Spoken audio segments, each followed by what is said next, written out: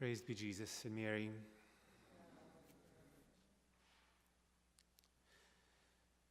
If they will not listen to Moses and the prophets, neither will they be persuaded if someone should rise from the dead.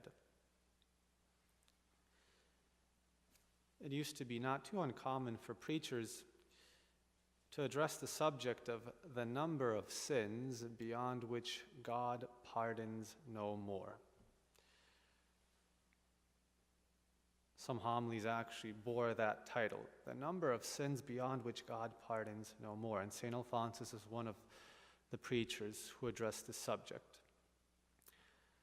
Now, what he meant was not the fact that God's mercy can ever run out for those who ask for it.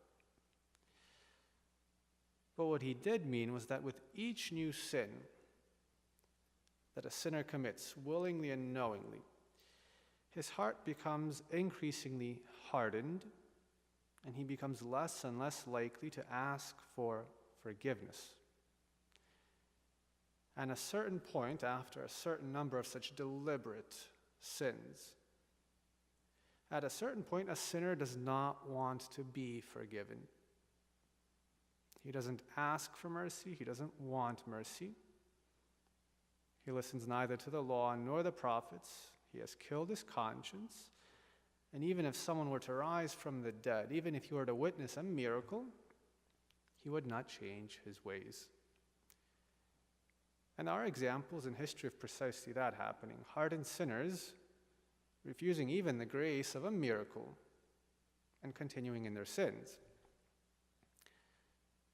That's a scary thought, but it's equally scary that this can happen with those who persist in deliberate venial sin as well. Here we're talking about those deliberate venial sins that are committed because they're venial, because they're not mortal, so we can, so to speak, get away with them. Knowingly and willingly repeating acts of venial sin can lead to a hardening of heart and to one of those illnesses of the spirit, probably the worst, called lukewarmness, in which somebody basically has closed his heart to mercy because he's got no big sins to be forgiven of, and his little sins are nothing. He doesn't need mercy for them.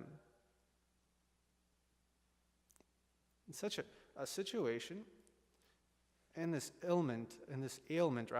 spiritual illness of lukewarmness, a person has basically closed for himself the door to holiness.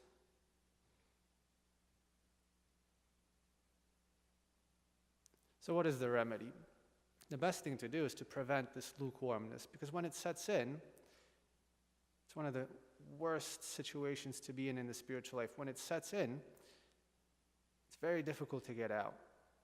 So what do we need to do? As the gospel tells us, we need to have a well-formed conscience, listen to the law of Christ and to the prophets who preached it and who lived it. We need to look to the example of Christ and of his saints. And when we find ourselves not living up to that example of Christ and of the saints, we need to acknowledge our sins and ask for mercy by frequent confession, confessing even our venial sins, never becoming used to them, never making excuses for them. Because again, we're talking about fully deliberate venial sins. If we wish to persevere in them over and over again, deliberately sin venially, our hearts can become hardened.